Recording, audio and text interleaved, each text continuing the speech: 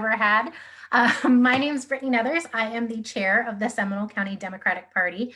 For those of you that are watching live on Facebook, this may be your first meeting, but I know for those of you that are on our Zoom call, you are our voting members. And so we appreciate you guys hopping on and accommodating us today. There's a little bit of a difference with this Zoom call than normal Zoom calls. So this one is set up like a webinar. So what we're going to do is basically we have panelists. So that's Ben, myself, Larry, who's hosting for us from Deborah Poulalian's campaign. So thank you so much, Larry and Deb. We appreciate you guys. And so what we're going to do is we're going to, you can raise your hand and you can use the chat icon. You can make sure that that goes to all panelists and attendees if you want it to go to everybody, if you want to chat with the group. You can also comment on Facebook. We have someone moderating and watching for questions and comments on Facebook as well. So it's a little bit different, like I said, so be sure to use the raise your hand feature. It can be a little bit difficult to find sometimes. Sometimes you have to look in the chat or look on the look for your name on the attendees list, and then you can right click. Sometimes that happens where there's a more button and then, oh, that's for renaming, sorry. But there's a variety of ways that you can either comment or chat or raise your hand. We are also hoping to do motions at this time. Oh, sorry. We're hoping to do motions at this time. And so we'll be doing those if we have quorum, which it's looking to me like we do, but I'll let Sue verify that for us. So we're going to be sending out survey questions in order to do the motions as well. So, and you can change your view. So you can change in the upper right-hand corner, you can select speaker view, and that'll go to the person who's talking, or you can view all of the different panels as well. So you can adjust it a little bit depending on your preferences. So like I said, we are live on Facebook and we are also recording this for future so that other people can see it as well. We'll be posting it on our YouTube channel and everything else. So we wanted to make sure that everyone was aware of that. Moving into that, if you can see the chat, there was some discussion about Rubio being selected as a head of intelligence and whatnot, some comments there. So if you can see those comments, then you're in the chat. And like I said, we will be doing our motions by voting digitally as well. So when we have a motion, it will pop up on your screen and you should be able to select yes or no. So, Sue, do we have quorum for this virtual meeting today? Yes, Brittany, we have quorum. Woo! Thank you all for joining us. We appreciate it.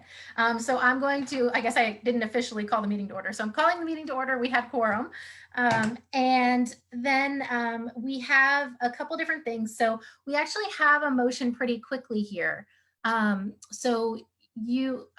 first motion for today is to allow for virtual meetings. So Ben, would you like to make that motion for us? Yes, I'd like the motion to allow virtual remote or phone voting before. And I second that motion. Perfect. Thank you, team. And then if everybody who is a voting member could vote yes or no. Oh, I can't vote because I'm a host. Sorry, but I vote yes. Oh, I don't actually get to vote. I forgot about that. Forget that. So if you could go ahead and vote, pledge, that would be great. Okay. Larry, do we have the poll in yet? Yeah, we got 39 out of 43 votes. Let me share it.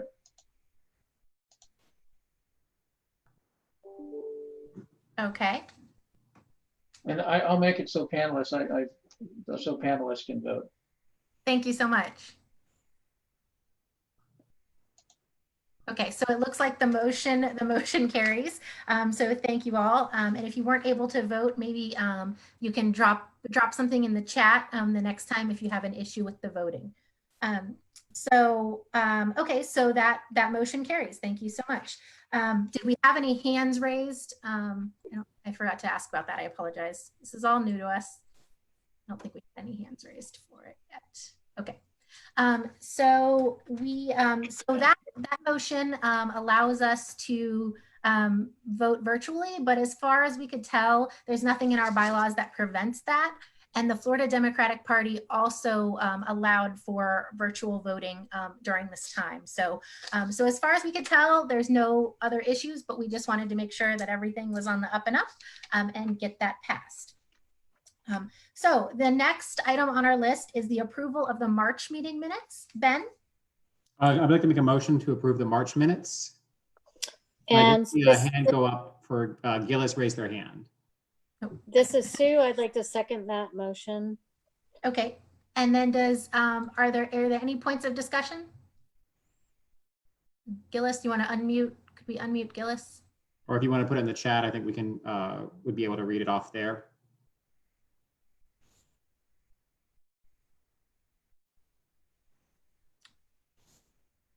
Okay, going once, going twice.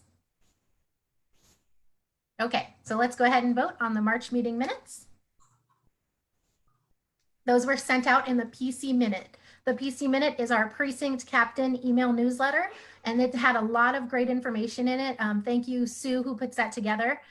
We've been really working hard to stay active and make sure that we're being as effective as possible this election cycle. And so the PC Minute, if you're not getting that, please double check your spam folders. If not, you can email credentials@semdems.com and Sue can help you figure out where that is and if you, for some reason, you're not getting it. But that does have all of the information like the login from today's Zoom meeting. Okay, Larry, do we have results from this one? Yes, okay. Thank you very much. So the meeting minutes are approved. And then Sue, do we have any people that need to be voted in? We do. We would like to welcome Larry Guerra as a full precinct captain. He has applied and submitted his oath, and we would like to vote him in. And also, we would like to welcome Kelsey Blonick down to back to full voting member capacity. She stepped down to associate because of some life circumstances, and she would like to be eligible for voting rights going forward and to participate fully from here on out. So that's the motion. Okay. I guess before that motion, we have that motion, we need a motion to allow us to be able to vote precinct captains in. So I'd like to make a motion to allow credential changes for precinct captains, associate members, and at-large members to be done via Zoom and then to be ratified whenever we have our next face-to-face meeting. I would second that motion. Okay. So Larry, the next question that's on the list should be, sorry, it was a little confusing, but basically it's to allow our new members. Okay, that's coming up here. Thank you. So we'll have a vote shortly. It looks like there's a couple of hands raised too. And Jeff Wilkinson is raised. Jeff. I guess before we do the voting, is there a way to make, if we have the panel webinar, and I'm new to this myself, so forgive me, but can we mute them, or are they only able to provide questions in through the chat? I can unmute somebody temporarily if we need to, that's fine. Okay. So Larry, I was going to say, Larry, did you want to unmute Jeff and Gillis? I assume that's Cheryl Gillis. Ms. Gillis. Okay, no, where's Jeff? Do you see Jeff? Oh, there he is. Okay, not a time. Yep. The motion that was made, can you hear me? Hi, Jeff. Hi. The motion that was made was strictly for Zoom meetings. It should be something more general. Oh, We already voted in the more general. No. I mean, you need to state that we can have precinct captains or precincts voted in by video chat or video talk or something more general than Zoom is what I was describing. Otherwise, you have to make sure every meeting is a Zoom meeting. Good point. I would say if you wanted to withdraw your motion about that, I don't know. We're allowed to have the meetings remotely. I don't know if we and that allow for votes as well. So I don't think we need to have. Oh, go ahead. Brittany, I think that Jeff is referring to the specificity of saying that it's a Zoom meeting. Yes. Yes. And So if we I'll just said, withdraw. can we do it remotely over video conferencing, that would be good. Yeah, then I would amend my motion to say, ask that I have my, that we be allowed to vote people in while doing video conferencing and then ratify it upon our next face-to-face meeting. I second that motion. Okay, thank you. So that's what we'll be voting on here in this poll. Cheryl, did you still have a question? We have you unmuted, so you're able to speak now. No. Okay. Okay, thanks. So I think we can mute back Jeff and Cheryl. Thank you, guys. So be sure to vote. Oops. And welcome to our 2 new members. Well, neither one is really new, but we appreciate you stepping up to become precinct captains. Do we have the results of the poll?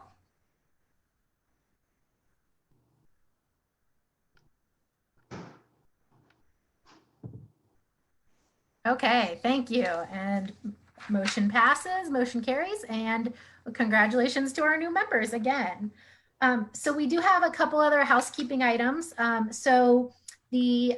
couple things that are going on. So in your precinct captain, your PC minute email update, you got some information about a new candidate oath that we do have to complete. And this is Brittany?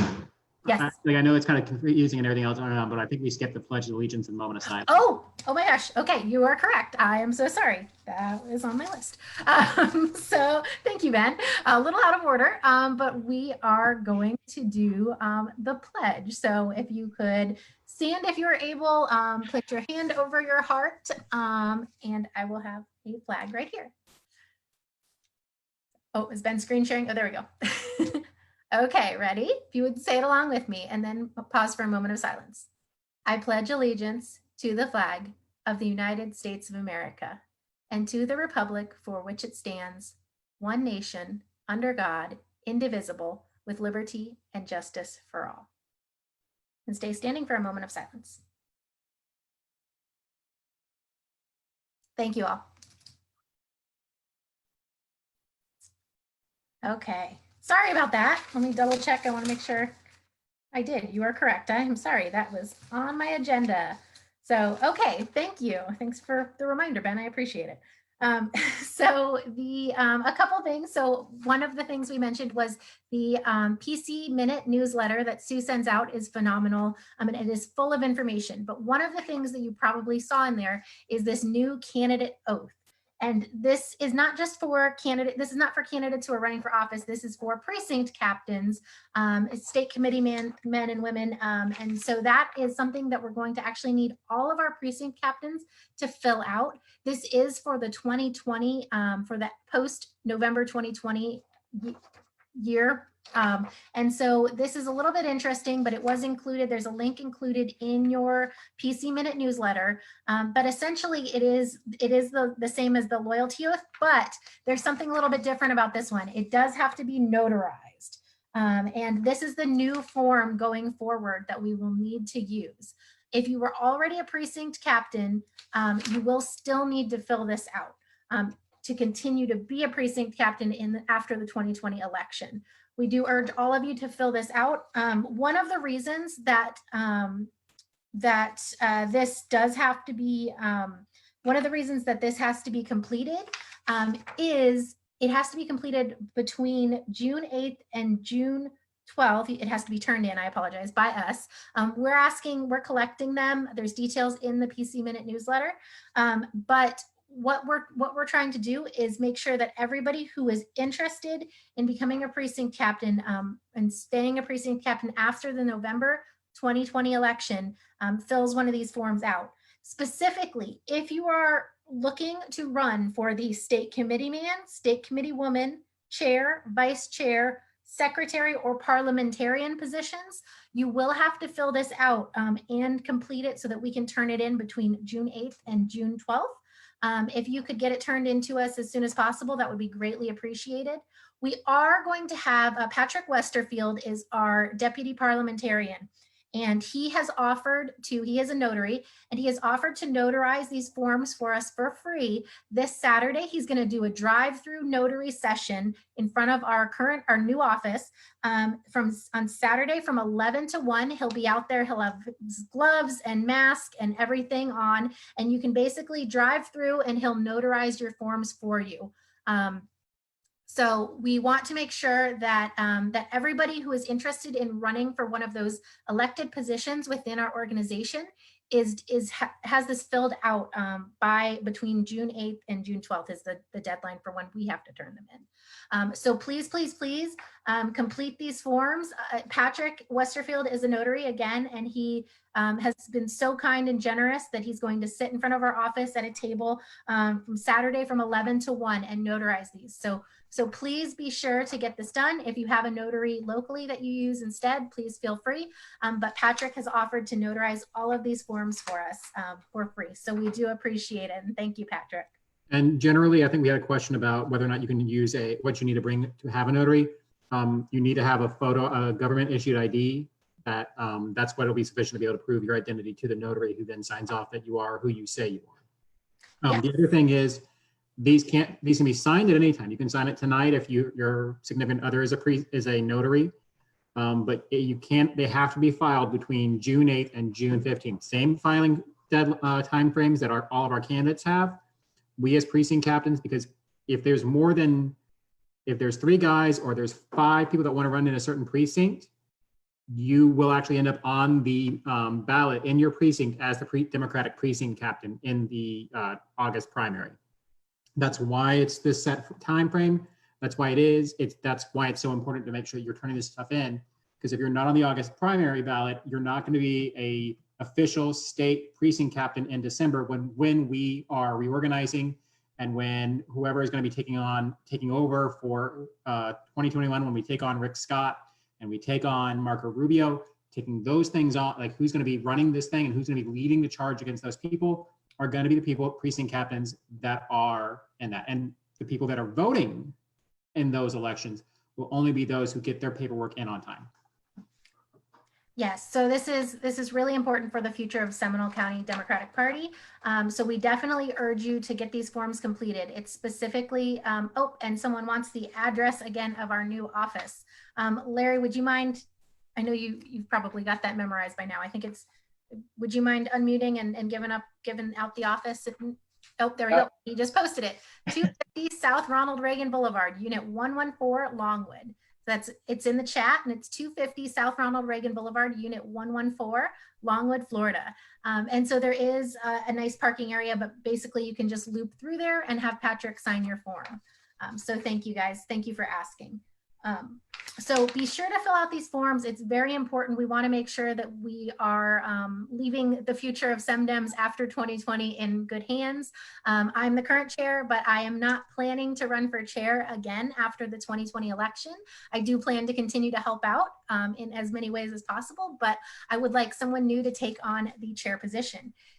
In saying that, if you are interested in running for any of those elected positions, there's, I believe, six elected positions. If you're interested in running for one of those and you want to ask me anything, ask details about it, please feel free to reach out to me via email. My email is chair@semdems.com. And if you did not receive the PC Minute, you can email Sue at credentials@semdems.com. And that way you can make sure that you're getting all of these important notifications. Please do check your junk email. Occasionally they go there as well. But again, these are super important if you are interested in helping lead the way after 2020. So we would love to have all of you complete those and submit them as we stated in the PC Minute newsletter. So thank you so much. Let me see here. Next thing. Okay, we recently held a Facebook Live meeting for the presidential primary delegate voting. I just did want to remind you all, if you signed up for your presidential primary delegate voting ballot. You should have received it today. I received mine. Be sure to go in and vote. You have now through May 16th, so 2 days from now at 2 p.m. to complete those ballots. And that determines who we send as our delegates for Congressional District 7, which is the district run by Stephanie Murphy, or presided over by Stephanie Murphy. We are selecting those delegates as we speak. So please be sure to double check for those. Again, if it ended up in your spam folder, mine came straight to me. I didn't have any problems with spam or whatnot. So it was really simple. You just log in with the code that they give you individually, and you vote for your delegates. And so it's really simple and easy. For the Biden ones, we're voting for 2 male and 2 female. If you selected to get a Bernie Sanders delegate ballot, you have 1 female and 1 male to vote for. So just a heads up, be sure to get that in and vote for the people that you want to represent us at the Democratic National Convention. Whether that's going to be in Milwaukee or it might end up being remote, but we want to make sure that we do send some great delegates to the convention this year. Okay, a couple other things. So Ben, would you mind discussing the resources for assistance? Yeah, so make sure I'm not muted. Okay, good. So for my day job, I am a social worker by trade. Oh, nuts. All of my... I had a bunch of things pulled up and I should have put them in a phrase.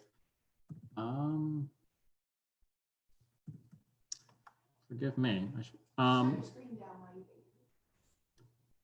Brittany, would you mind coming back to me? And I apologize. Yeah, no problem. I need to pull that up real quick again. No problem. So the next thing that I'm going to go through is something that you've heard us talk a lot about, vote by mail. It's formerly called the absentee ballot, but vote by mail is going to be vital this election season.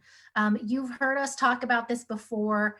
If you're not new to this, we know that this is going to make or break it for the Democrats this time around. We got so close with so many elections in 2018, and this year is a presidential year. So we know that there's going to be more voters out, but we are definitely worried about health concerns. I have talked to our supervisor of elections, our current supervisor of elections, and he does assure me that voting booths and everything are going to be sanitary, but I know there's still a lot of people who are not going to want to leave their houses or go out into a public place. So vote by mail is going to be super important this election season. Drake is working with the Florida Democratic Party. He's one of our local helpers from the Florida Democratic Party, and he has been doing a training every Saturday at 2 p.m. To train you on how to call voters and get them to sign up for vote by mail. It's actually walking them directly through, connecting them to the supervisor of elections office. And so we've been doing that. But the thing is, we have about 34,000 Democrats on that list who still need to sign up for vote by mail. That's just on one specific list. In the March primary, only about 1/5 of Democrats were registered to vote by mail. So 1/5 of the Democrats in Seminole County were registered to vote by mail, which is not enough. We really need to ensure that people are signed up for vote by mail. Even if you don't like to vote by mail, if you like to go early or you like to go on election day, I suggest that you get a vote by mail ballot just in case. It's always a great backup. We always hear stories of people who had to leave town for sick relatives and weren't able to vote, or had something come up themselves and weren't able to get to a polling location. So this drastically helps in areas where there are low voter turnouts. So again, one of the things that we're doing is we are reaching out via phone calls, and we are connecting voters directly to the supervisor of elections. So the district that this focuses on is Senate Seat 9, Florida Senate Seat 9, and that includes all of Seminole County and then just a sliver of Volusia. So it's mostly Seminole County that we're focusing on here, and that's because Senate Seat 9 is considered the second most flippable district in the state of Florida in the 2020 election. So it is going to be vital. And the Senate actually redraws the lines for the congressional districts as well. So in order to ensure that we're not gerrymandered, we need to make sure that we're flipping that seat from red to blue. And so this is where these phone calls are focusing on. So again, we have this group of 34,000 Democrats to call. And I think last I heard we were only about 2% through the list. So we definitely need everybody to sign on. Drake is doing even more this weekend. There is information on our calendar and on our Facebook page, but he's been doing these trainings every Saturday at 2 p.m. So you can learn how to do that. And I have a special surprise for you all. We have an anonymous donor who would like to give a $25 gift card to the person who makes the most phone calls each week, to the volunteer who makes the most phone calls each week. So we're going to be tracking that, and we're going to be announcing it and sending out gift cards to those of you who win. So thank you all. Thank you all for that. So vote by mail, just one other thing. I see someone says that they're not interested in vote by mail. Well, one of the big things is that vote by mail, you can actually track and see if your vote is counted. There's a specific website that you can go to after the fact. I think it's trackmymailballot.com. Don't quote me on that, but if you look it up, that is the Seminole County one, and you can actually verify that your vote was counted. Vote by mail ballots are the first ballots counted. So that's very exciting, and that gives us like an early showing of the numbers. So the more people that vote by mail, we know that we have an advantage, and we end up with the majority of the votes that come in early. So we need, well, the majority of the vote by mail votes. Sorry, Ben, did you have a comment? And just kind of the one thing, like in this past presidential primary, Tiffany and I have always been some people that vote by mail. I've had my vote by mail since the 2016 cycle, and what we do usually is we fill it out ourselves. We kind of go through some of the before we got really involved, we would do a lot of research about the local candidates and a lot of the local races to figure out who we liked the most before I got to where I knew most of them by name and had their phone numbers. But then, we go and actually turn them in to the supervisor election or to the local early voting places. There's a box where you can turn your elections in right there. And more to the point is, in the presidential primary, we filled our ballots out. And the day after we filled our ballots out, the person that I voted for, that I marked my ballot, dropped out of the race. So I actually ended up going to the early voting. Like the next couple of days, I was coming home from work one day. I went by the early voting, and I cast another ballot that allowed me to, and they asked me if I had my vote by mail ballot. I told them I didn't have it. That was fine. I still was able to vote early voting, no problems, no issues, nothing going on. In fact, my vote by mail ballot is still hanging in our outgoing mailbox right there, taunting me. So you don't have to use the vote by mail if you don't want to. If you want to use another option, you have that ability to it. You can't file two ballots. That's obviously voter fraud and not okay, but you can request you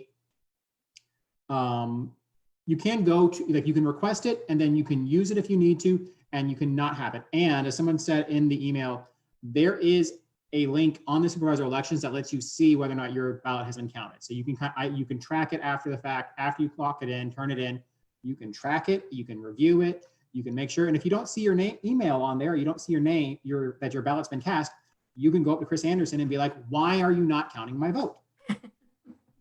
Yes, so Craig just put in the chat, it's trackmymailballot.org is what you can look up and verify that your ballot has been counted. So we definitely encourage everybody to fill these out. We do, or to fill out your application for vote by mail. Chris Anderson's office did just send out a form to every voter in Seminole County you should have gotten a new voter identification card, as well as there should have been information on there about vote by mail.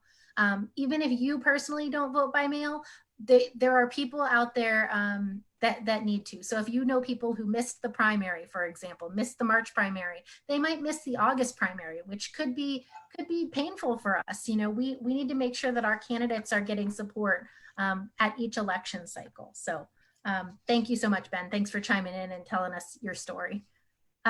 Ben, did you want to go back to the resources? Right. So like I was saying, as a social worker, my job is, I do a lot of stuff with social work and kind of different resources and things like that. So, and a lot of the stuff also I'm just getting from Big Ben 211. If you're ever in any sort of crisis, if you're ever in any help, the United Way of Florida, which does a lot of the financial support of a lot of local not-for-profits, including the agency I work for, has an agency called has a phone line called 211, and that's a national thing. If you have a family member that's struggling somewhere else, you can use you can check with them as well.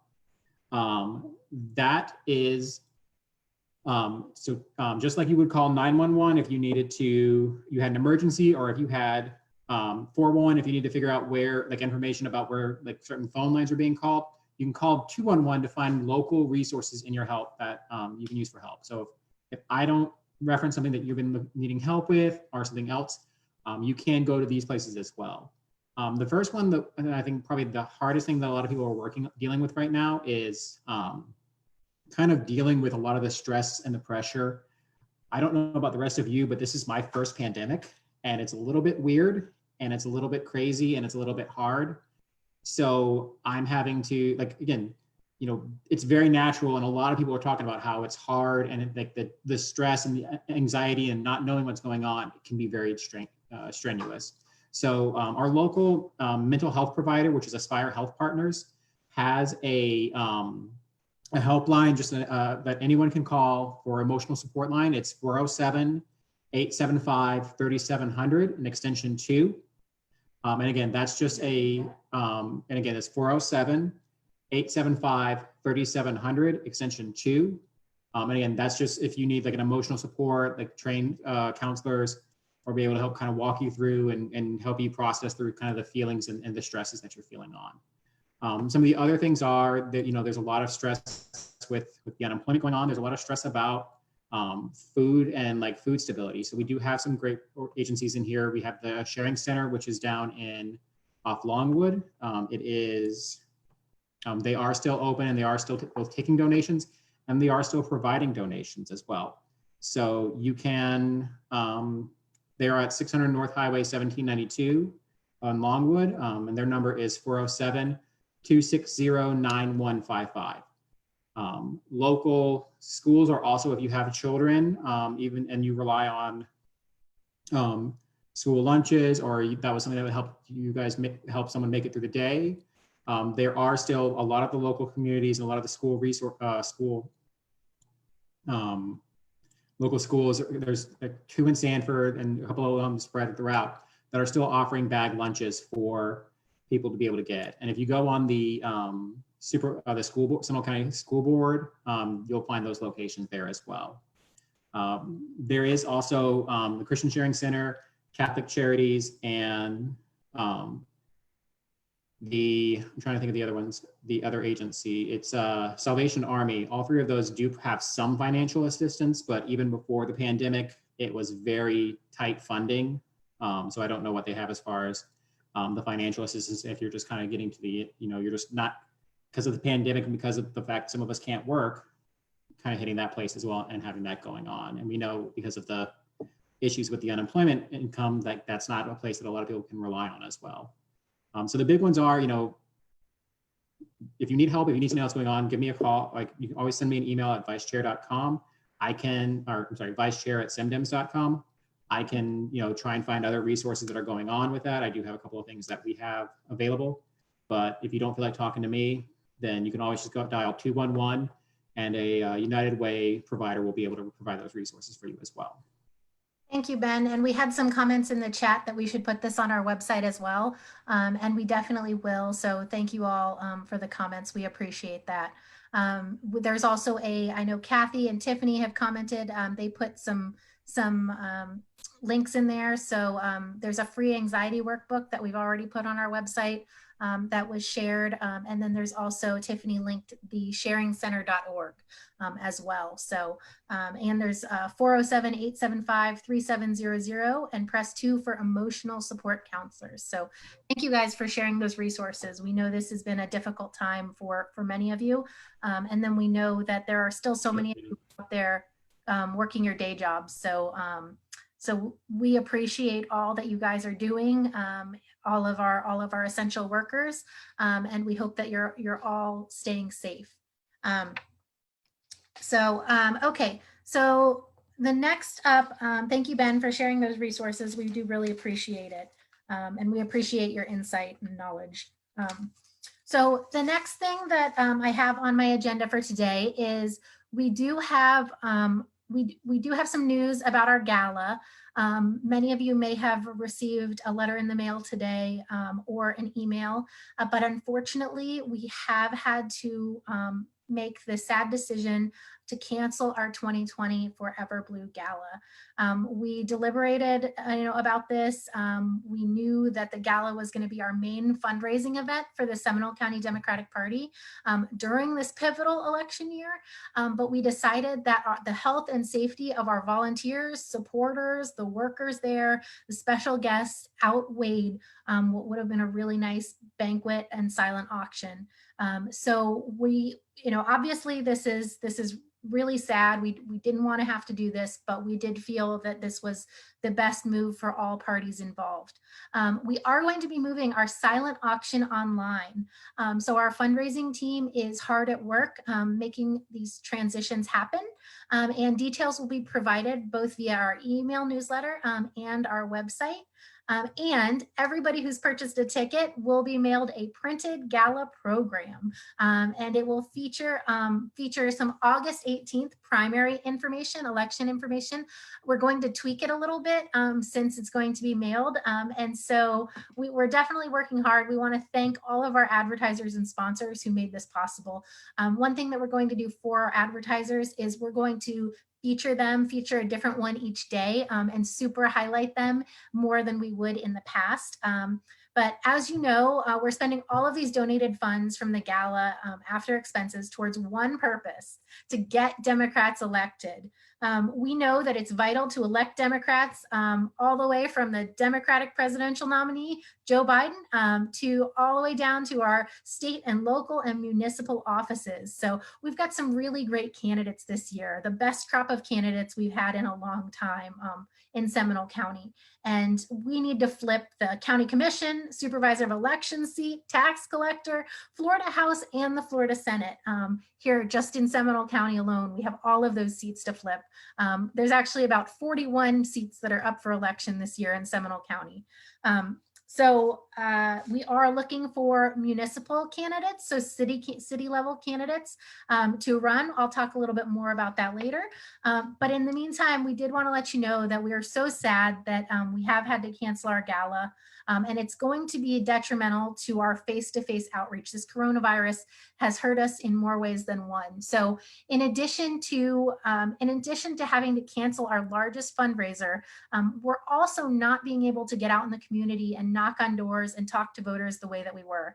That's why our digital promotion, our mail, and our phone outreach are going to be so much more important. So we are going to be using the donations from gala tickets to pay for necessary voter outreach, including printed materials, postage, digital advertising, and phone and texting support. We also do have a deposit, a non-refundable deposit to the location that unfortunately we believe we're going to need to pay the facility. So it's a donation. So we're asking you if you wouldn't mind donating your ticket. If you bought a ticket, we really appreciate all of the support you've had. We really wanted to party the night away with you. But if you are able to donate your ticket, we really appreciate it. All of our ticket sales were final as stated, but obviously we're not having the gala. We understand that some of you will want refunds. If you would like a refund, there's information in the letter and the email that you received. You can contact me directly, chair@semdems.com. We are asking that you do this by May 31st at the latest. We need to assess our financial situation to ensure that we are ready to win and ready for August and November. So thank you so much. We know that the stakes are so high this election cycle, and I do hope that you will allow us to use the gala ticket donation to turn the tide here in Seminole County and in Florida and in the country this November. So thank you guys. Sad news. I'm sorry. Ben, did you have something?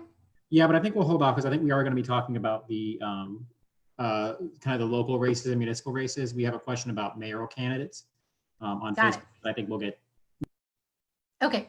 Yep, we'll get down to that shortly. But next up, we do have our treasurer's report from Scott Alfano. Could we get Scott unmuted? And I'll pull up the financial report. Okay, we have Scott. Let me see if I You guys hear me? Yes, we can hear you, Scott. I'm sorry, I'm trying to make my screen show. No rush. Screen share. Okay, I've got it here. There we go. Okay, everybody should be able to see my screen. I'll see if I can, I'll see if I can shrink it down a little bit. Oh, well, maybe zoom in a little bit. Okay. All right. Hey, everybody. So we are looking at April's numbers. We're going to start off here at the top. We started the month with $46,669, and we ended the month with $47,668. So just about $1,000 net on the month. So essentially that was led by recurring donations. If we scroll down a little bit, we have recurring donations of $1,536, non-recurring donations of $813. In total, we had just under $3,000 in total coming in. The rest of it being from gala ads, which, as Brittany mentioned, will still be printed out and will still be published online. Looking at the expenses, without having, in April, obviously we didn't have any events, we didn't have any get-togethers, any gatherings. So there was not much else in terms of contributions, and then it'll be the same in expenditures. As you know, we moved into our new office a couple months ago, and this was the first month, aside from the security deposit, et cetera, we were given a couple months of free rent while we did renovations. This was our first month of paying rent. So you see that charge there of just over $1,100. That was the majority of our total $1,980 in expenditures. Aside from that, there wasn't very much. As I said, we've all kind of just been sitting in our living rooms waiting for life to get started again. So to sum it up, we netted $1,000 for the month. The biggest expense was rent, which is going to be the same moving forward. And that's really about it. Okay, thank you so much, Scott. We appreciate it. Okay. So that's our financial update about from where we are. We are looking at the ideas for having virtual fundraisers. Our fundraising team is hard at work, as I mentioned. You can reach out to them if you'd like to join in on their efforts at fundraising@semdems.com. And we're going to be moving, like I said, our auction online and looking at some virtual fundraisers as well. Because in addition to our gala, we haven't been doing fundraisers, any smaller ones, for the past couple months. So we've been trying to stay safe, and we didn't want to spread any germs or contaminate anybody. So Brittany, I think we had a Q&A from Wendy. Okay. Said, we're going to need a lot more postage since we can't talk face-to-face. Also, perhaps investing in a texting program is going to cost money. Will canceling the gala affect this? Yeah, so really that's what we're trying to figure out. If people do not want their refunds back, we will still be able to succeed with our current goals. You know, we did have our budget pretty well laid out. Thank you to Dave Starkweather and his team for working on that. And so this definitely changes things, right? We were not expecting this coronavirus COVID-19 outbreak. We are going to need to spend more on postage, on text messaging services, on all of these things. The Florida Democratic Party has been chipping in a little bit this time around. For those of you that know, historically, we haven't gotten a lot of financial help from them in the past, but they have been helping this year, as well as providing great resources like Drake and Harrison here in Seminole County. But ultimately, we do need we will need to raise more money as a result of not being able to go out door to door. So it's definitely hurting. We're not encouraging anybody to go out and canvass at this time. We encourage you all to stay home, stay safe. We know that this has been tough on the economy for a lot of us. But as Ben said, there are resources out there. We have several great legislators that are working locally that are working to try to fix the unemployment system. Many thanks to Representative Joy Goff-Marcil, Congresswoman Stephanie Murphy, Representative, I know Representative Amy Mercado and Representative Anna Escamani have been working hard. They're just a few among the list of the great Democrats who've been working hard to try to fix the situation that we're in. So ultimately, Wendy, this could potentially hurt us. We do need more funding in order to be able to get this done. And like I said, those gala funds, they could honestly make or break our financial situation. Hence why we've put a deadline on requesting refunds by May 31st, because we really do need to reassess our plan. And we have been planning for contingencies, but and adjusting accordingly. But things like postage are definitely going to be increased cost if we want to reach voters. Ben, did you have anything else on that? No, like I said, I think it kind of hits us home. Like nobody expected this, and this is going to be something that's going to be a very different, very crazy campaign year. And it's hard that in the time where we need more money and we're going to need more financial resources to be able to be successful and make sure that Democrats get out there and vote, and make sure that Democrats get out there and make sure people like Scott Blaken and Jason Brodeur do not go back to Tallahassee to keep screwing us over, then we are losing one of our biggest ways of making money. A lot of the money that's recurring donations covers our day-to-day costs, our office, our day-to-day printing. All of those things are covered by our recurring donations. This office, or the gala, was really how we were going to fund the get out the vote thing. So, like I said, I know how hard it is out there. I've seen a lot of the struggle. I've talked to people and I've read, I'm doing a lot of the back end and seeing a lot of the problems of how this day-to-day is hurting us on a regular basis. But, it's about, if we don't convince Democrats to vote, Brittany always says, it's not the Republicans that we're fighting against, it's apathy. It's people who stay at home, people who are so assaulted by their day-to-day struggles. And those are intentionally put in them by our Republican opponents to keep them from having time to try and make society better. That they don't vote, or they think that it doesn't matter, or they think that, it's all the same and all candidates and all politicians are the same. But I think we've seen how a person who does not believe in political change, who does not believe in helping their neighbor and looking out for those who have no one else to look out for them, we have seen in the last month and a half what that costs us as a state and as a nation. So I hate to ask anybody in this day and age, I hate to ask people for money, but the reality is we're going to need it. And I didn't see Sal's question. Oh, Sal, answer your question about canvassing fits and with DeSantis's plan to reopen the economy and everything else. I don't know.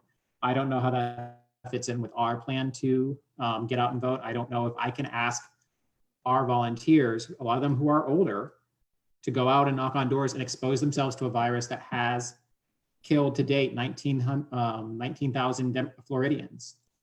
I'm sorry, 1,900, excuse me, 1,900 Democrats or Floridians. So, I don't know. And again, I don't know what DeSantis is, but I just don't know if that's something we're going to be able to do. So we're going to have to rely on very new and very different ways of doing things.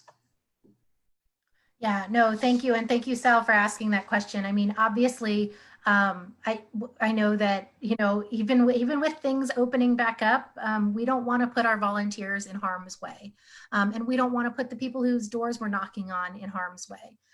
So that that's really where we stand is we, you know, we always kind of see ourselves as taking kind of the moral high ground, and here that's kind of what we, you know, what we need to do. We have to, you know, lead by example. And, you know, I know we've even seen David Smith, the Republican in House District 28, which is the Oviedo to Sanford, Winter Springs area. We saw some of his people out collecting petitions a couple weeks ago. And at a post office with no mask and, you know, all of that. And so that is not something that we want our candidates doing. We definitely want to make sure that everybody is safe, healthy. We want to make sure that all of our volunteers stay safe as well.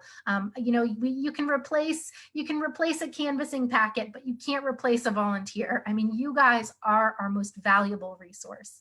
And, you know, we appreciate everything that you do for us, but we're not going to ask you to do something that we wouldn't ourselves do. So that's why, you know, it's really going to hurt us with the canvassing, the door knocking. It's not going to happen the same way we had planned. And that's really where we are do well is with our canvassing efforts and our outreach, our grassroots organization.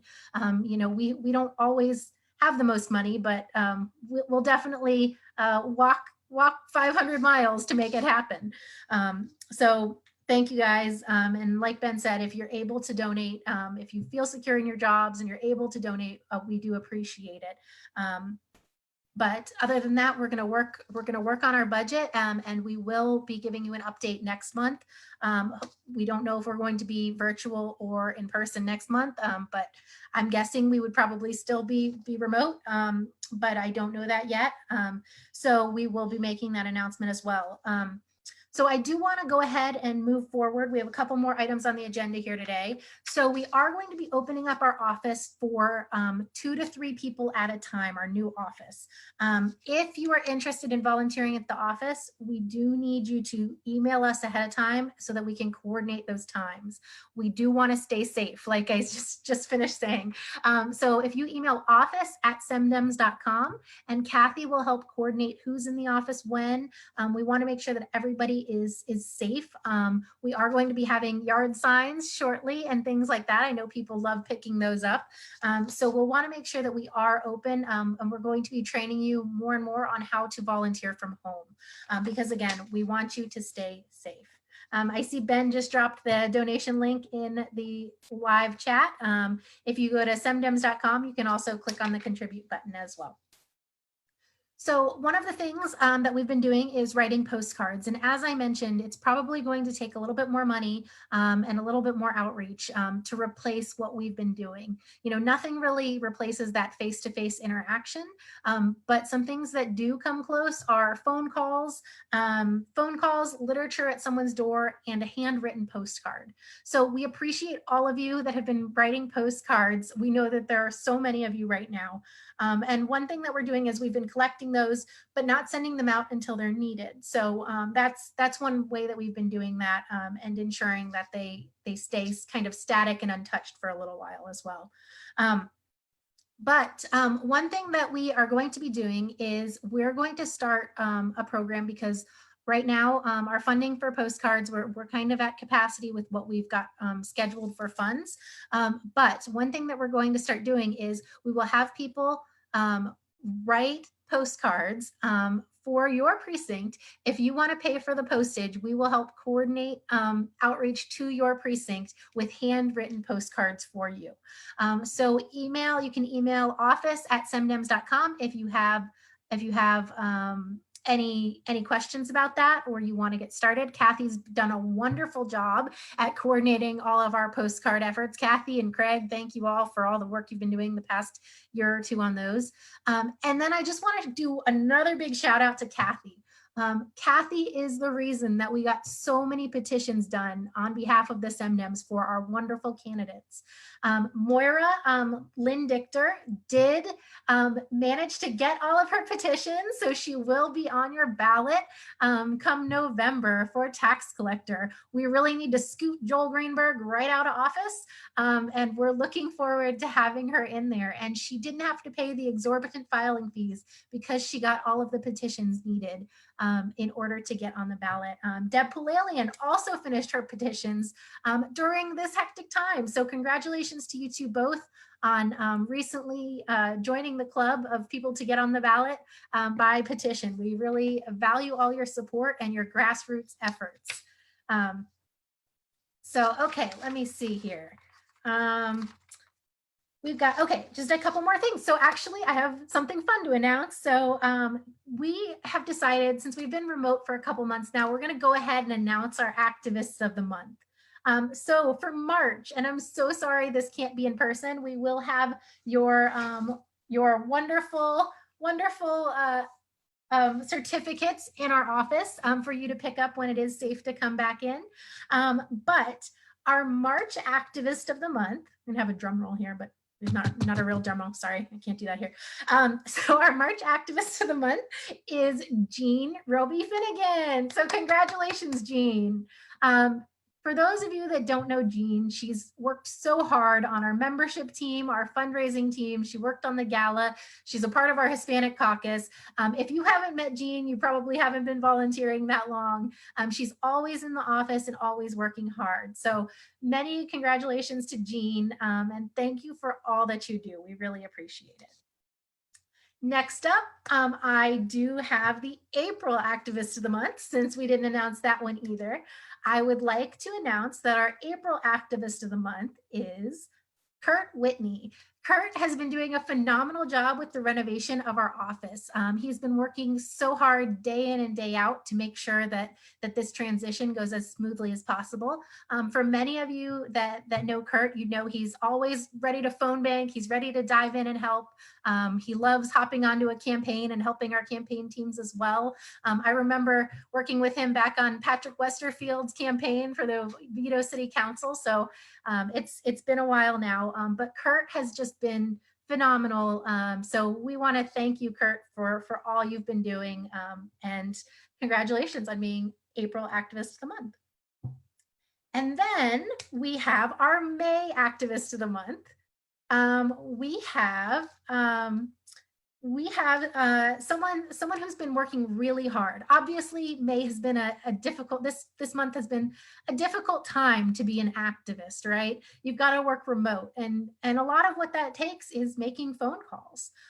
So this person, she actually, the first week that we started tracking the number of phone calls made, we saw that she made the number of the calls through the roof. She made the most calls out of anybody that first week we started tracking.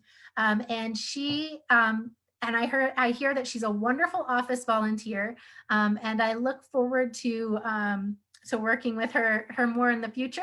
Our May Activist of the Month is Patricia Slocum. So congratulations. Woo! Congratulations, guys. So with that was just some of our fun, exciting news. I can't wait to celebrate these things again with you in person. But with that, I'm going to actually turn it over to Dan Smith. Dan is the president of the Seminole Education Association.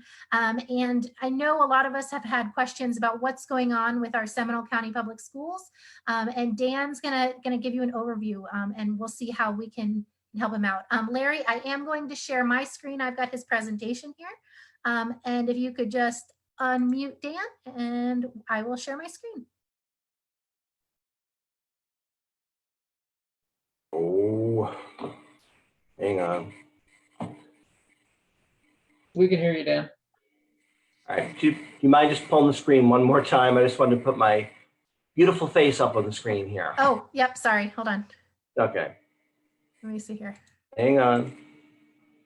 Sorry, stop share. Okay. Oh, maybe not. Anyway, SemDems, welcome and good evening, and thank you for everything that you guys do with the Democratic Party. Just remind you, my name is Dan Smith, and I am a public school teacher for 27 years, 10 in the New York City system, 1 year in Orange, and 16 in Seminole County. But more importantly, I am a member of the Democratic Party since 1980. Not that it matters, but the person I voted for didn't win the election in 1980 because I am a Democrat. But presently, I'm the president of the Seminole Education Association. And if you're not familiar, it's a teachers union that represents the 4,714 teachers that presently work for Seminole County Public Schools. So, Are we ready to screen share? yes, I'm ready to screen share. Okay, sorry with me. No, no problem. Let me make sure I've got this. So, Okay, there we go. next.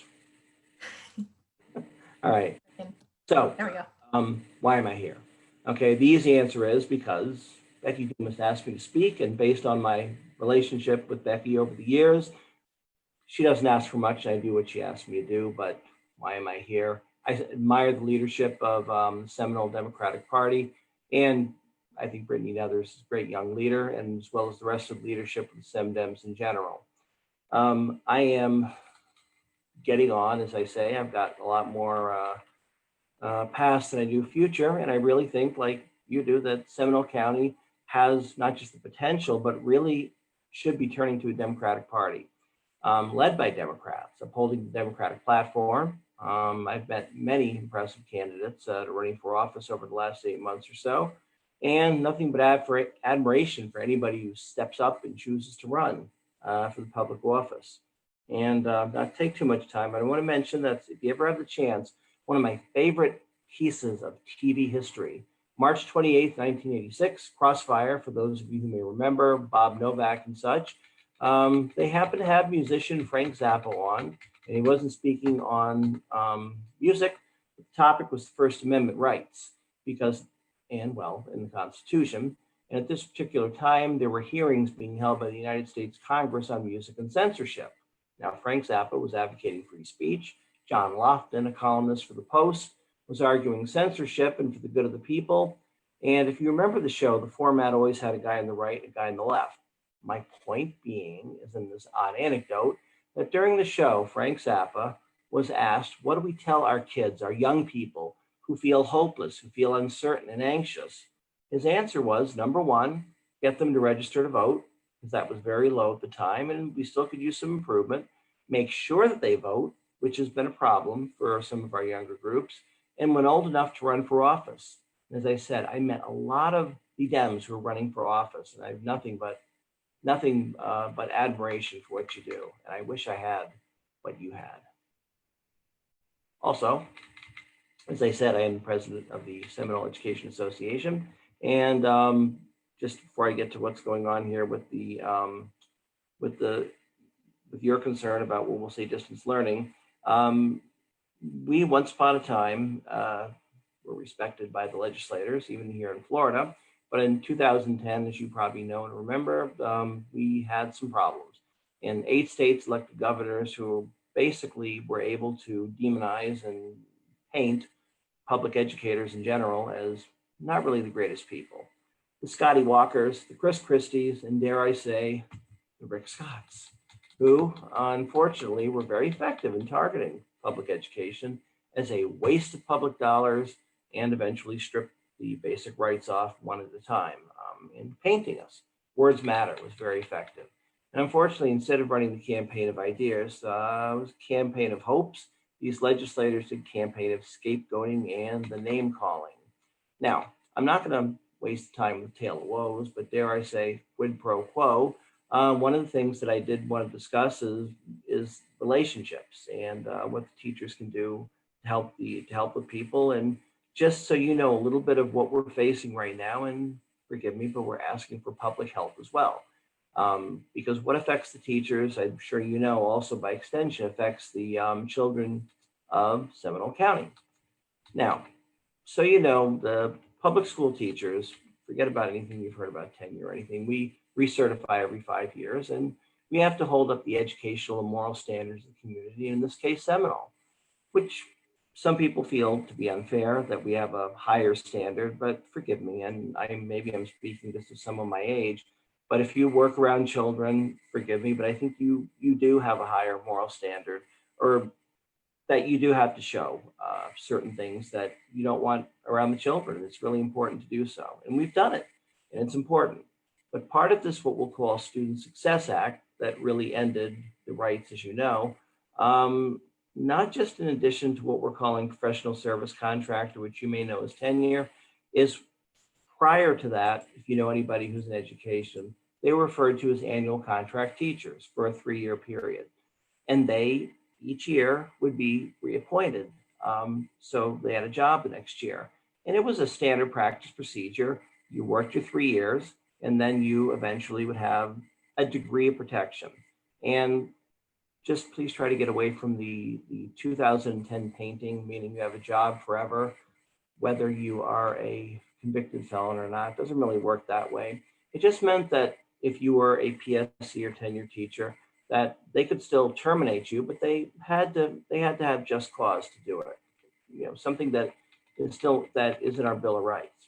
So what we did to protect our annual contract teachers, the local unions came up with contract language that basically stated as long as our annual contract teachers maintained what we would refer to as an effective rating, they would be reappointed for position the following year.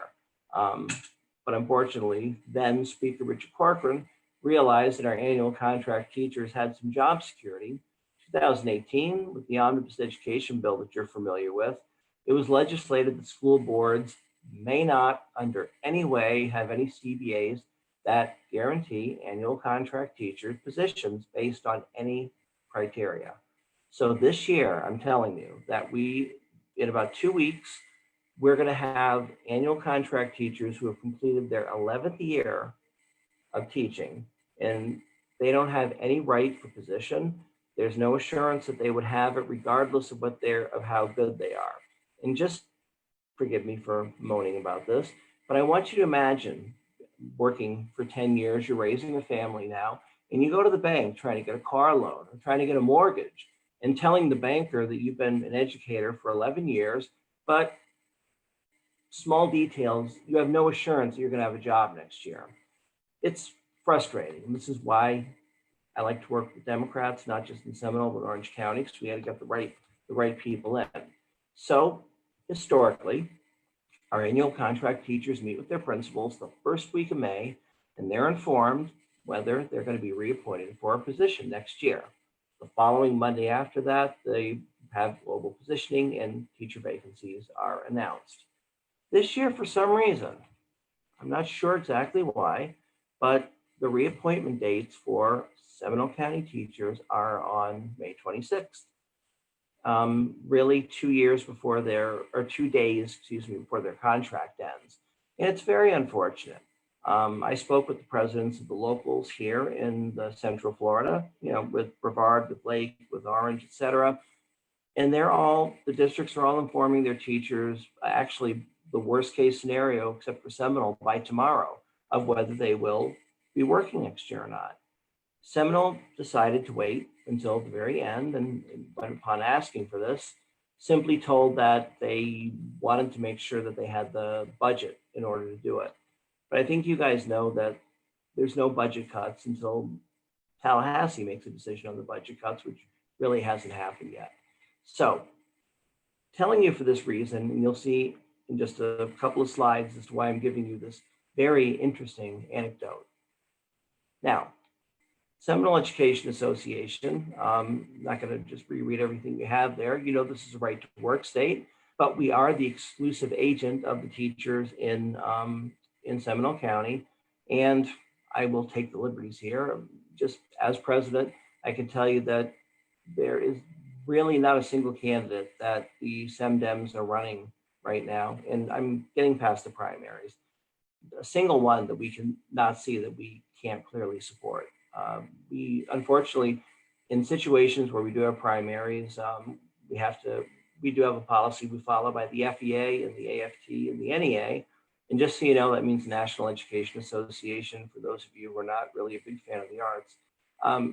We wait for that to happen, and we do meet, we do endorse, and we do give any funding that we can have on that type of thing. All right. So afterwards, sorry, let me see where we are here. You may know this, but I'm just going to remind you anyway, that Florida, during the last census, surpassed New York as the third largest populous state in the country. And of the third populous state, we are ranking 46th in dollars per student spending, 45th in average teacher salaries, and we have the highest turnover rate of any profession that requires at a minimum of a bachelor's degree, right? So,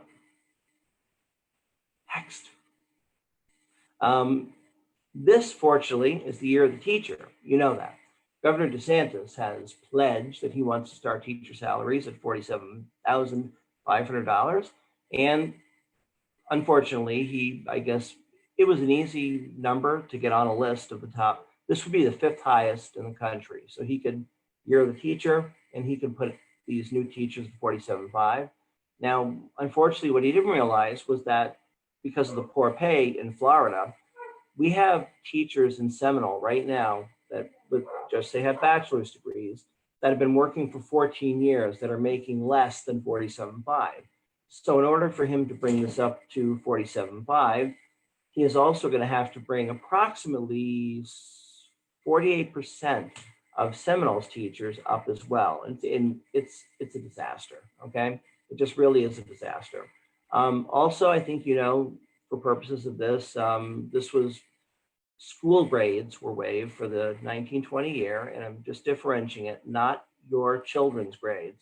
Like if your student goes to an A school, for instance, that means the school grades are waived. Your children are still going to get grades for the 4th quarter, and the district as well is being waived too. All right. So now, one of the things you should know, unfortunately, with an A+ rated school is that what the teachers are feeling right now, and I want you to get every single one of our Seminole teacher votes, and hopefully more than that. Hope this isn't being recorded, because I didn't mean that, because of course that would be illegal. There's climate of fear going on in our schools, which is very unfortunate. The students are going to notice it when the teachers are in a fearful way. They're being pretty much run by my way or the highway, which may work in certain industries, but it doesn't really work when your business is children. Seminole County is rampant with school leaders or administrators that have had less than 3 years or less than 5 years in the classroom. And it's really just an unfortunate situation. I think from reading in the papers that there's instances of hate and bullying that are, forgive me, being tolerated on the campuses.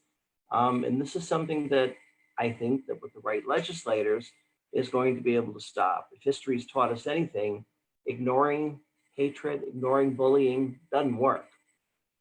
We have a 93.8 graduation rate. I'm just going to leave that alone for now, and you guys can tell me about that later. I would almost say it's unbelievable, but we have a 93.8% graduation rate. And unfortunately, we have the haves and the have-nots.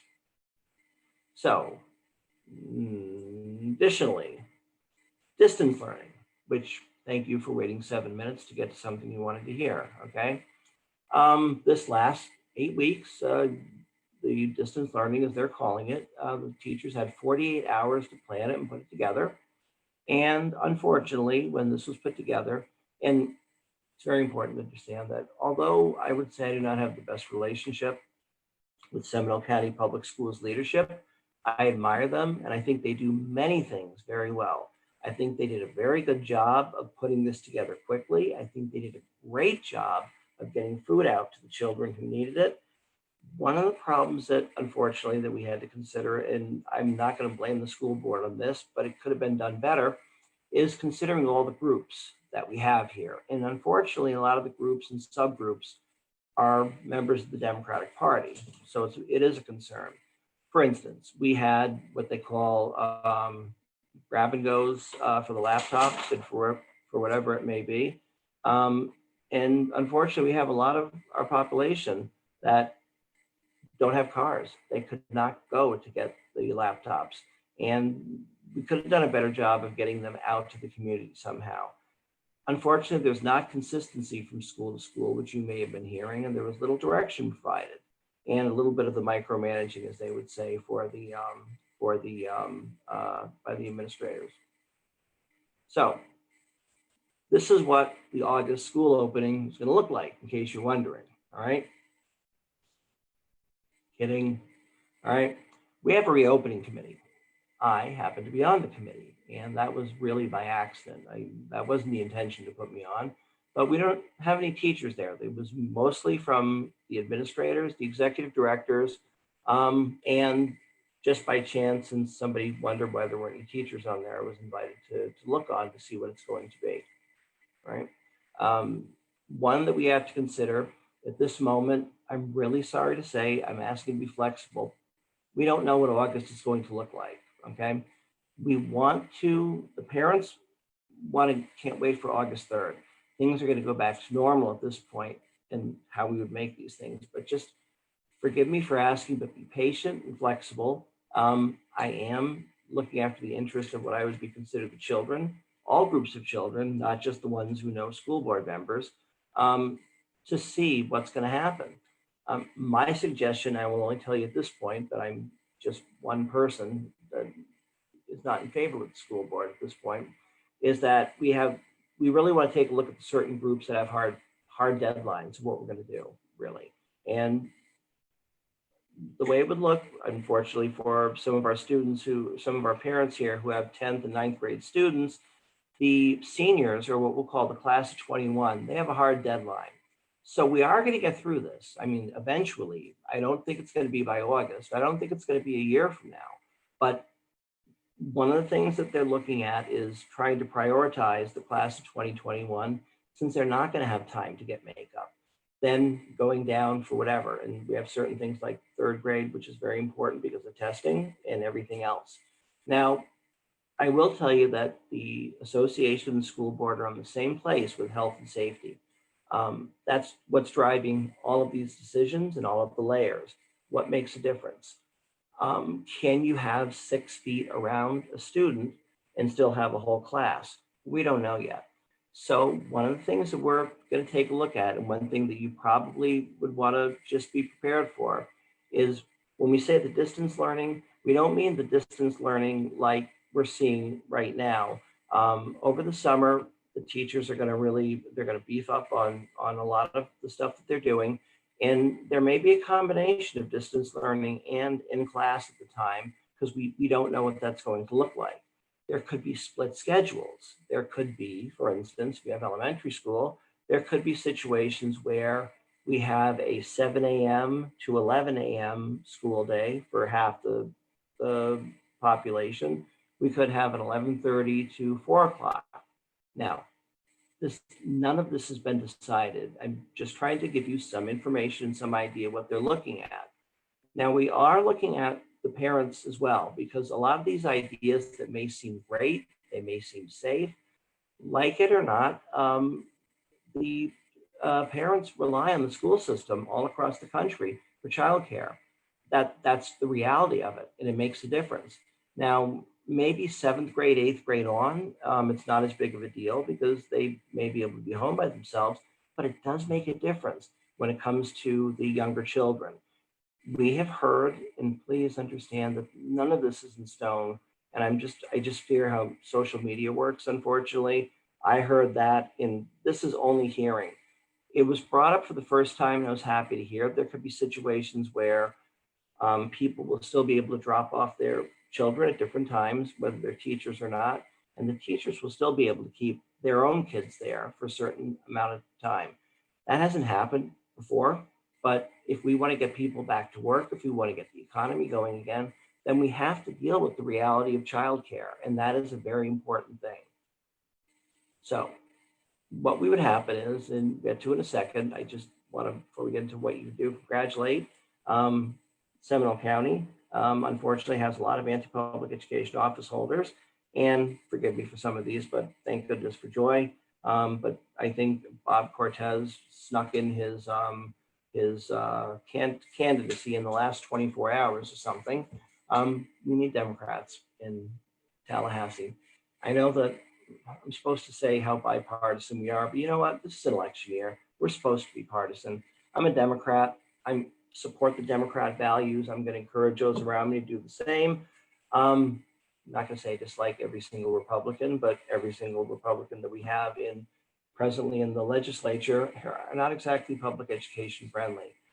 We have House district seat 29, 28, Senate seat 9. These are big deals. These can go very well. Keep in mind the Seminole commissioner seats 3 and 5. We have some Democrats running on those as well. School board seats 3 and 4, and Brittany and all will tell you this, they know Seminole election rules better than I do, but those ones I believe nonpartisan are going to be in August, and we do have people up for that.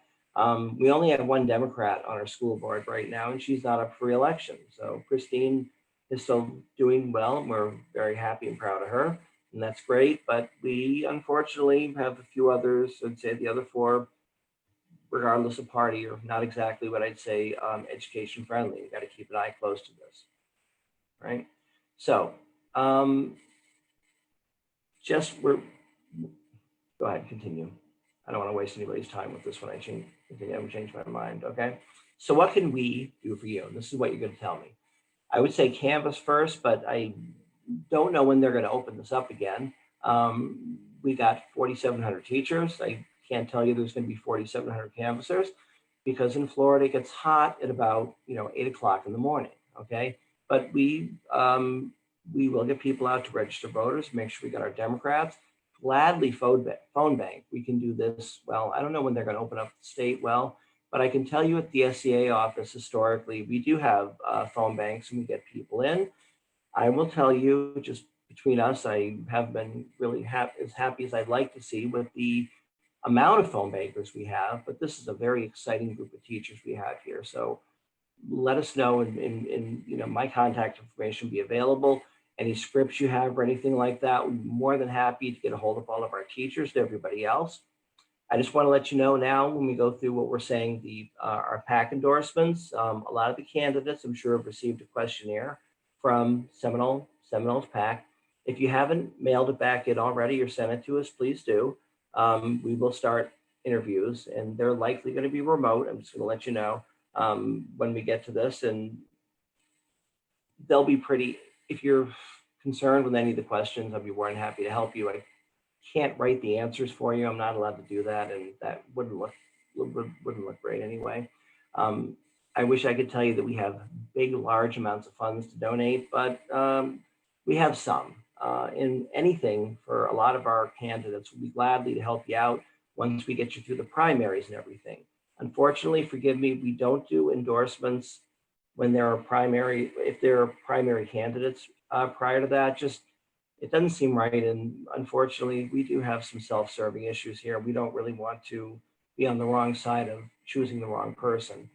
You may have read that the FEA has already endorsed Joy Goff-Marcel, and that is unusual, but they did an endorsement before anything else because she doesn't have a primary opponent. And she's a seated legislator right now, and probably the only, what I would say, education-friendly legislator that we have in Central Florida, right? And what you can do for us, to let you know, is now this stuff will be up here. Brittany has this information she can give out to you, so or screenshotting, whatever, is effective way is our school board members do listen to parents, they do listen to citizens. They listen to me politely, but they really, really would rather I be somewhere else but speaking to them, okay? I actually do look at that as success. If they're too friendly with me, then I'm probably not doing what I should be doing. A lot of our teachers are really feared about cutting on the arts, and not going to dismiss that for whatever reason, but those of you with elementary children, I think it's really, really important. You get rid of some of these things and the interest is going to be gone. We'll figure it out, but we just don't want to see those cuts. We're also continuing, and look at the emailing, that I can tell you teaching positions really should be on the block until we look at the administrative positions going on right now. If we have a school that's got 7 assistant principals that are making $92,000 a year, and we're doing remote learning, forgive me, I know this is very partisan, but do we really need that many assistant principals there making it when there's not anybody in there to supervise? We want to consider those. The stuff is done in the public. Continue emailing and tell the governor, forget the 47.5. It's a really bad idea. It's nice to see it come up, but it's very superficial. So just consider those things, please. All right. Now, this is the information that's going to be up here, and you certainly can call or email any of them and just tell them what you feel about public education, for good, bad, and the ugly, that you're very concerned about this. I would be grateful if you start doing that very soon and telling them that our teachers should know if they have a job or not tomorrow. They should know by the latest Monday whether they have a job or not next year. I mean, how little respect can you have for these people who have stood up and done what they've done for the kids, and then just hold off because you're worried that they might stop teaching? I spoke to 2,900 teachers in the last 4 weeks over any of these means here. And I don't know a single one in this or the 27 years I've been around teachers where any of them would stop teaching because they did not get another position or didn't get a position. Our business is children, and they love the children. Not all of them, but enough of them do. But you could really help us out in this case, okay? One more thing, just before I tell you, put that up. They'll have access to this. Forgive me, it's not my place at all to advise on platforms or anything, but there's always an assumption that overwhelmingly our teachers are Democrats and follow the Democrat platform. And I can tell you, when I was a New York City teacher, I think our Republicans could have held their meeting in a phone booth. It really was like it there, but I think our allotment is close to 30% Republican. Now, our teachers, regardless of party, tend to be pro-education. I mean, they're all pro-education, but they've got some deal breakers. And forgive me, but I Go for it. Forgive me for saying, but please don't assume that every single one of our female teachers are pro-choice. Don't change your platform by any means, but we have a lot of teachers that are pro-education, but there are certain hotspots that are deal breakers. I will just tell you, it's ridiculous to me as a male trying to explain this because you don't need my validation, but I have supported many resolutions that have come out of our organization, and I have gotten, I can't even repeat some of the words of the communications that have been said to me by my own people because I am not respecting the rights of all, okay? I am pro-choice, but for reasons not necessarily when I am serving as president. Keep your stuff, please don't change your position. I wouldn't ask you to compromise, but these are hot button topics, and I'm just asking when you approach these teachers, consider that is all. You guys will do what you want, you're sharp at everything, so be it, okay? I do have my contact information on here, and Brittany's gonna share that with you otherwise, but I didn't know if there could possibly be anybody having interesting questions, but just that's up to you, Brittany. If there are, by all means, I put my whole night for you guys. I'm going to continue to watch anything. I'll be more than happy to answer. But if I disrupted the meeting by going too long, so be it. All right. You're great. Thank you, Dan. I appreciate it. And thank you as always.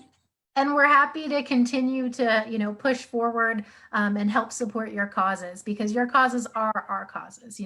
We are all about fully funding our public schools, and we want to make sure that our teachers and all of the employees for Seminole County Public Schools have what they need. And I think we're seeing this in this time, how important that is. And let me know, because I don't have the data from 2018, but I strongly suspect that our teachers did not come out and vote in the numbers they should have voted, okay? And as happens in life, the people who often complain the most are the ones who don't get off the couch. So I will personally pledge and get our PAC on it to just do follow-ups on all of our teachers to get them out to vote. They just have to do it. Yeah. No, thank you, Dan. And I remember last year, or in 2018, you all endorsed several of our candidates, and we were, really thrilled. I went out and canvassed with your team at least once or twice, and it was really great. I knocked on doors with Becky, and she just is a wealth of knowledge. She knows every teacher in Seminole County. We knocked on so many doors, and so many teachers answered, and we weren't even specifically targeting teachers. We just happened to come across so many teachers, and I think that You know, I know that Seminole County Public Schools is one of the largest employers in Seminole County, if not the largest employer. And so this is home. You know, this is what it is for us here in Seminole County. And we need to make sure that all of our teachers and CPS employees are taken care of. So we're here with you to fight, and we're looking forward to having more of our candidates endorsed this time around. We're sure it's going to happen. We did get Christine Kraus on the school board. We helped get her on the school board last time around. Before she was on the school board, she was actually on our executive board. But there are still 4 Republicans on this nonpartisan school board, which does make things a little difficult.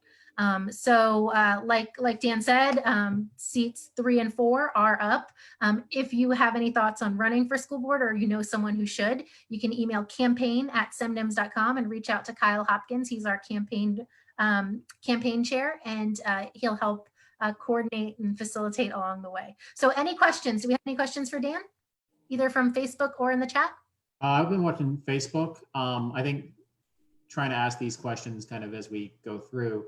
Yeah, thank you. What are you looking for? Or I guess somebody was talking about the use of mental health professionals in our public schools and social workers and counselors. Do you have any thoughts about that? I know that's not necessarily your organization because you're actually with the educators, not the support staff. But do you have any thoughts about the role of educators in the schools? Well, you mean regarding mental health professionals? Yes, sir.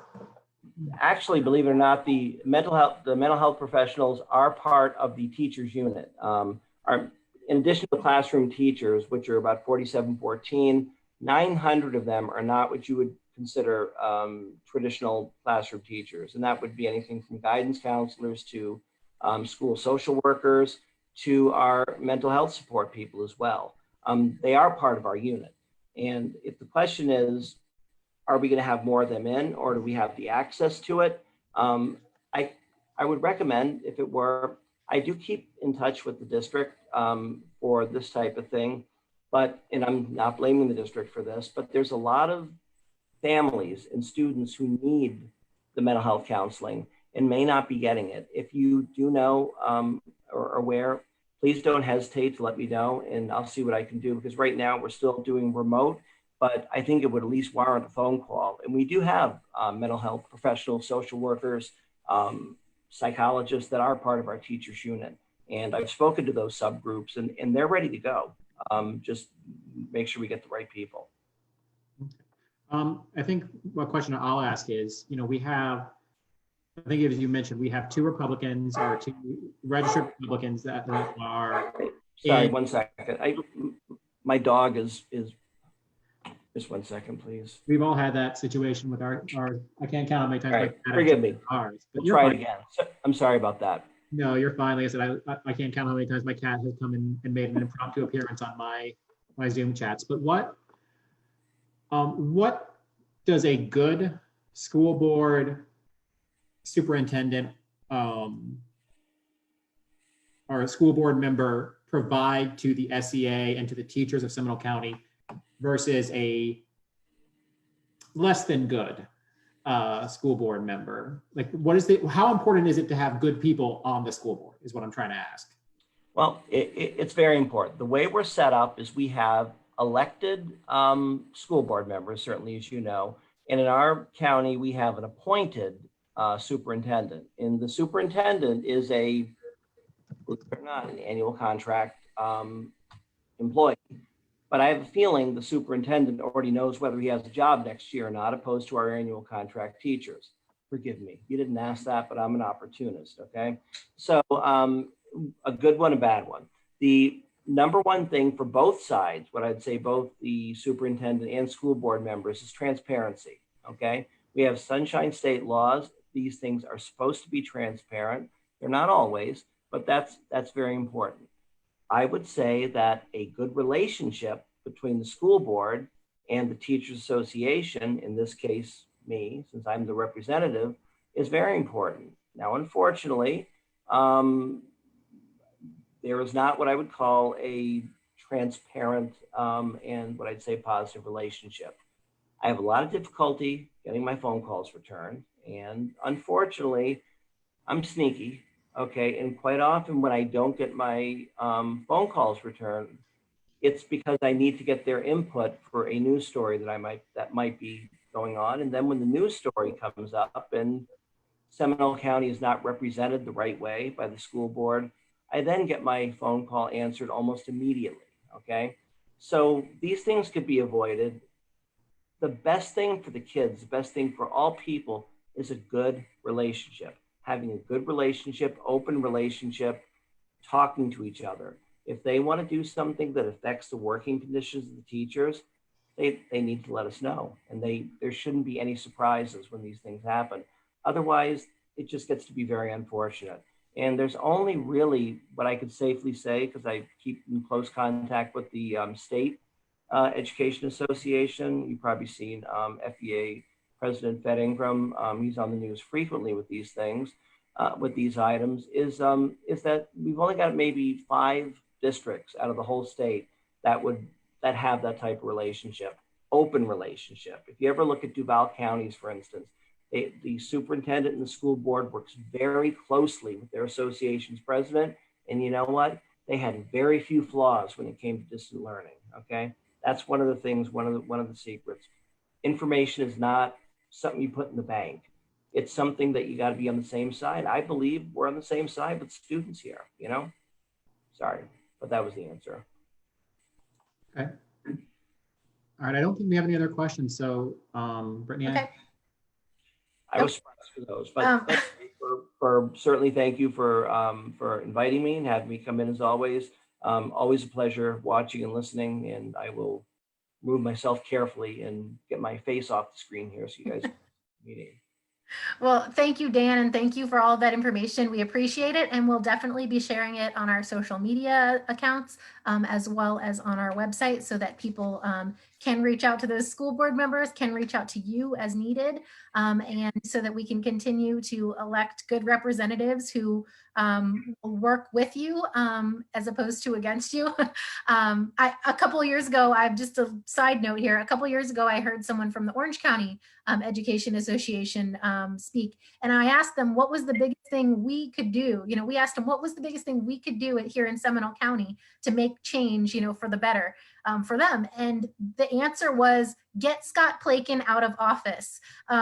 So Representative Scott Plakin is the District 29 Florida House Representative. He is running against our current, yep, I see Dan's thumbs down there. He is the, he's trying to be the 4th time incumbent here, but Tracy Kagan is gonna kick his butt this time. Oh, I see Dan's shirt there. Tracy Kagan shirt right there on Dan. So Tracy Kagan's gonna kick his butt this time around. She almost beat him last time, but this year is a big election year, and we're going to make sure we get him removed and we get people more like Tracy in office. So I know that one of the big bills that Scott Plakin is famous for is his school union busting bill. So that, you know, it's right here in Seminole County. We can make such a big impact on the state legislature just by flipping a few seats. So we're ready to do it, and we're ready to make it happen, make your life a little better. Very good. Thank you so much. And thanks for Thank you, Dan. being here. Thank you. And then I just have one more announcement really before we sign off for the night. So we do have several municipal seats that are up for election in 2020. So that is the city seats. There are a couple county seats as well, in addition to what Dan said, 2 school board seats. So there are a couple positions that we are still looking for candidates for. So if you know someone who should run, or if you've thought about running yourself, please reach out to Kyle Hopkins. He is our campaign chair. He's campaign@semdems.com. I think he put his info in the chat and on the social media pages as well. But we would love to have more people running for all of these great seats. We know that you care about your community. That's why you're here. That's why you're listening. And that's really what I wanted to say. As Dan mentioned, Joy Goff Marcil did recently have Bob Cortez jump into the race at the last minute. So Bob Cortez was the former incumbent before Joy beat him for that seat. We know that we know that Joy's going to work hard. She's been working really hard in the House for us, and we appreciate all that she's been doing. Thank you all. Do I have a motion to adjourn? Ben? Motion. Ben motion. Do we have a second? Second. Tiffany seconds. I don't know if From you can hear Sue. Okay, and then all in favor? Vote in the meeting. Thank you guys so much. Thanks for all you're doing. We appreciate it. Okay, do we have a poll, Larry?